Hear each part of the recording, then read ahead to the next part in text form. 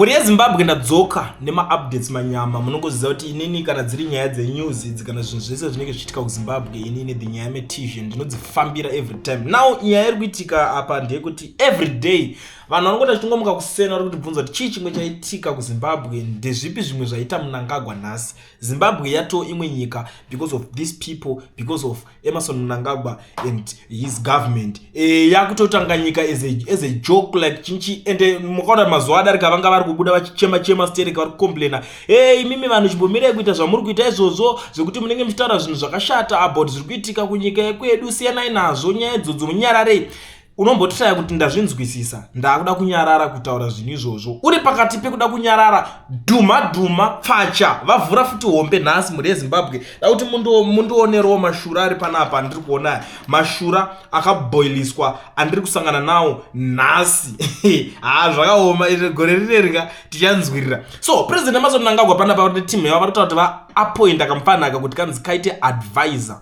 Wow, advisor. This young man, look at this young man. Kampana kadiki kekuti imimi tikatarisa vana vake iye vatori vahombe by far pande vanhu vavo. Onzi ari kuadviswa nemunhu wekuti izera remuzukuru wake, because tikatarisa age ina Mnangagwa kuma 80 something years. Kureva kuti first born yake tikada kunyatsofamba zvakanaka according nemazvariro anoita maZimbabweans. First born yake inenge iri kuma 60 something years. Saka kureva kuti first born yake munhu ane 60 something years anenge ane mwana wekutoti ari kuma almost kuma 40 something. Sikakura kuti muzukuru wake anokwanisa kunge ari kuma 40 something. But tikatarisa kamfana aka kari kubuda apa kana kuma 40 something akasati katombosvika kuma 40 something kamfana ikaka.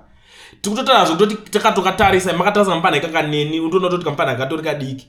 Katori under ngirikini under 30 kari kuma 30 something, but tikutoti katori under 30 katori kamfana kwandiri katori kuma 20s. Kobva kanzi kakuenda kuno advisor president wenyika. Tutarasa munhu kuti ari kuita ma decisions ako iwewe nekuzvita kudzidza kwori kuzvita kwakaita iwewe. Ponzi ma decisions ako ese ari kuninginwa papa ari kuadviswa nekampana kechidiki kageto youth kaka. Toti tiri kuenda kupi nenyika.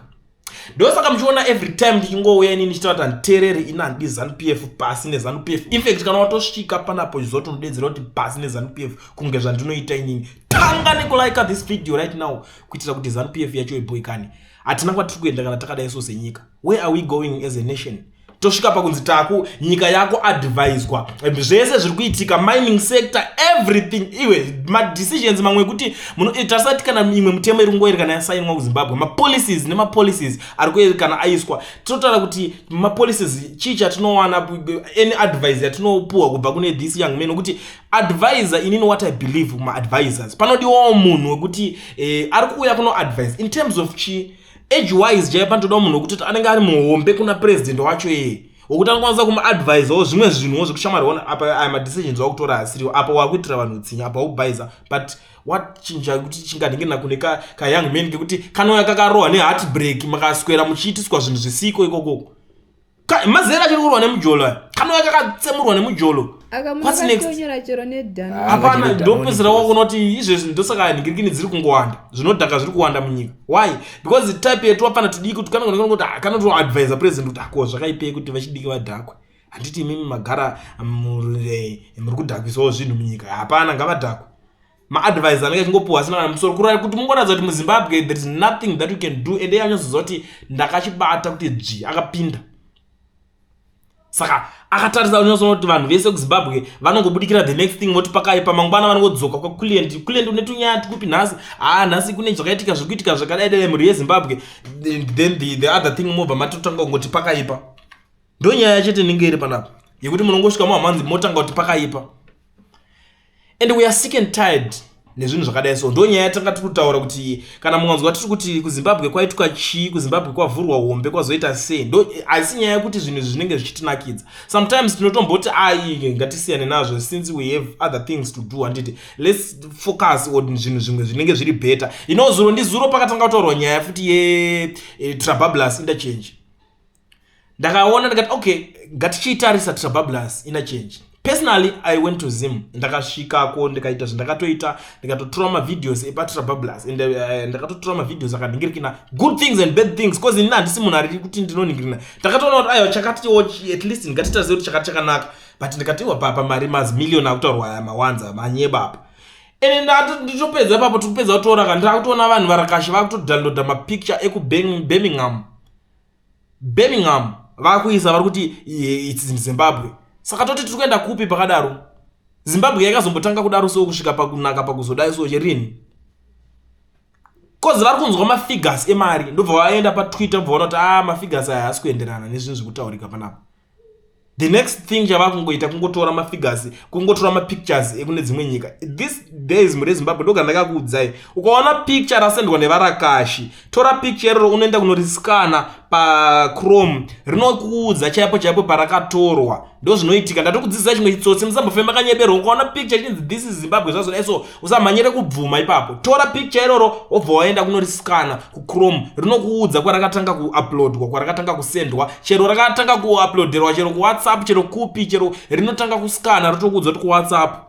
Chero rakatanga kuuploaderwa kungava kuchero kuma TikTok, chero kwamusingasvike rinokuudza kuti ndokwa zvakatanga kubudira ikoko. Wobva waenda kune kwazvakatangira, wobva wanyatsoona varidzi varo chaivo. Because we are sick and tired kuti tirambe tichingosekerera zvinhu zvakaita seizvozvizvi. But munoziva muri Zimbabwe njaidzi kana tichinge ndatovatanga wala ndenge ndatotanga. Anyway, handina kuuya panapa zvangu kuti nditange kunyanya kutsvaga zvinhu zvakawanda zvokutaura. Ndangokuzivisai kana uri muSouth Africa uchida kuregisterwa company yako wobva wavhurwa FNB business account, zvaunongoita manje unobata vanonzi Mukoma Owen ve-education research, zvachipa and it's easy and zviri reliable. Auchanide kuti uende kwavari kana kuti uzodidi, unongosenda madetails ako kotori koko vosendera moita zvese matransaction enyu vobva kuitira. Panodiwa to mari tigare tazviziva maZimbabweans, but mari yacho yavari kuchaja ishoma zvekuti handikwanisi kuitaura panapa kuti munhu vanotozadza kurarama kuvafonera 24/7 makuti muregisterwa macompany. Vanhu vakawanda vari kuwana matenda, vari kuwana mukana nekuda kwezvinhu zviri kuitwa, mabasa atotaura Mukoma Owen ekuvhurirana macompany. Unongosina work permit, usina study permit, but company unokwanisa kuvhurirwa nevalid passport yako yoyo nayo iyoyo wakatengera madays iyo paboda iyo inokwanisa kuti uvhure nigirikini zvakatonaka. Chero even uri outside South Africa unokwanisa kutovhurirwa zvinhu zvako zvikatokufambira. So contact him on the numbers that are showing on the screen. Ngoti Mukoma Owen nditiro plan zvinhu zvako zvazvatese zvazvatokufambira. Musazoti handida kutipira idhiri. For now da kuti mungonzwawo zvekutaurwa apa. Kuna vanhu vakawanda vanoda kusenda WhatsApp audios nemaningirikini. Unoenda pa WhatsApp number dzangu dziri kushowa pa screen dzandakuda kusenda isaidzo. Wobva wasenda audio rako uchindiudzawo anything you want to say. Zvimwe zvese munhu uzongoti nozvo handizokuudzire zvekutaura. Mune zvinhu zvakamuda kuchema mune ma situations amuda kutaura. Some people they want even to report anything chiri kuitika kwavari ikoko. Ndibate namba idzodzo tibetaisa pa channel. Timu rangu rinongoteerera zvamune mataura tobva tatopasisa tichikanda pa channel muchinzwa ipapo. Kulian TV kurisei mbana Kulian kurisei news tiri kudzinzwa shoko ramuri kuparidza kuti at last tuwane rusununguko munyika yedu yeZimbabwe. Munge mune democracy kwete autocratic, not autocratic or totalitarian. Zvinoitwa nemaleaders vanoshandisa that vasingade democracy, vanoshandisa that in autocratic nepotism, oppression.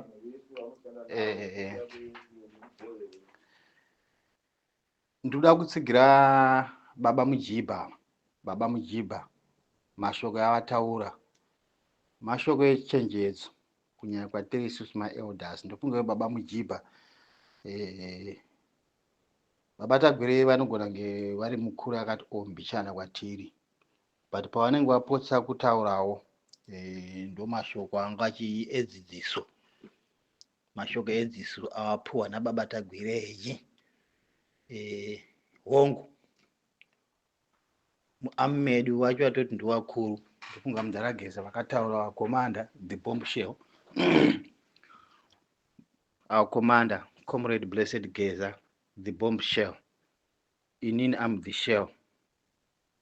So Babatagwireyi, hondo yatiri, this revolution yatiri aipo pakupatsanura, iripo pakupanana chenjedzo nokudzidzisana.